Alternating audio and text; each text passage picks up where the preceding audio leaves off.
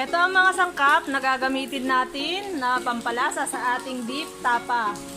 Meron tayong 3 tablespoons of soy sauce, 3 tablespoons of sugar, 1 tablespoon of salt, meron tayong minced garlic, at ang magpapalasa sa ating beef tapa ay ang coke.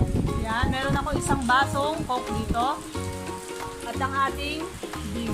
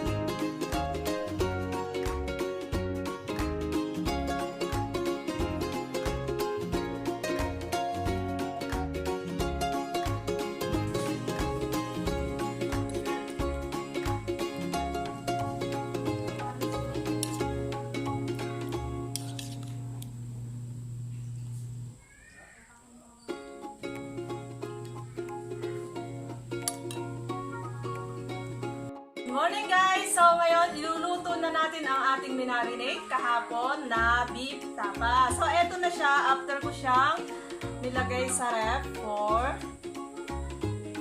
overnight. So ipapry na natin siya at syempre, kakainin na natin for breakfast. So tara na lutuin. Pero bago natin lutuin guys, make sure na subscribe ka na sa aking channel.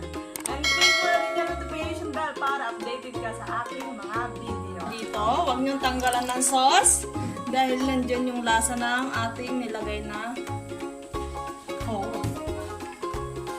Hayaan lang natin kumulo. Takpan natin at hayaan lang natin kumulo hanggang sa matuyo yung ang sauce na marination na ating beef. So, pakuluan muna natin.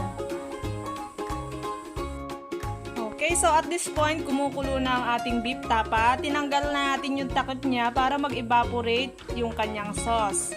At mas umiksi yung time ng pagluluto natin. Kasi pag masyadong matagal itong niluluto, lalong tumitigas yung ating beef. So, kailangan nating tanggalan ng takip.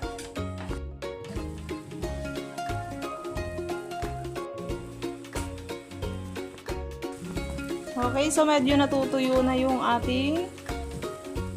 ang sauce ng ating beef tapa. Lagyan lang natin siya ng konting mantika para habang natutuyuan siya, ma-fry na siya sa mantika. Ang bango-bango guys. So kung maaamoy nyo lang, napakabango ng ating beef tapa nang dahil sa marination natin na garlic at iba pang ingredients na nilagay natin. So lagyan lang natin ng konting mantika.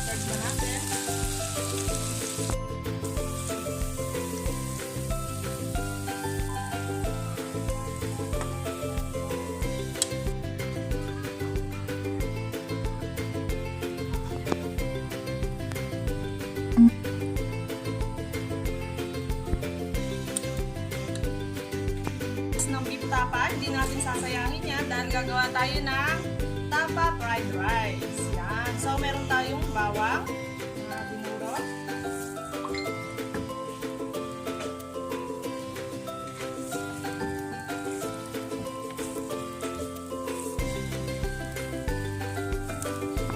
Okay, so lalagay na natin ang ating rice. Leftover rice.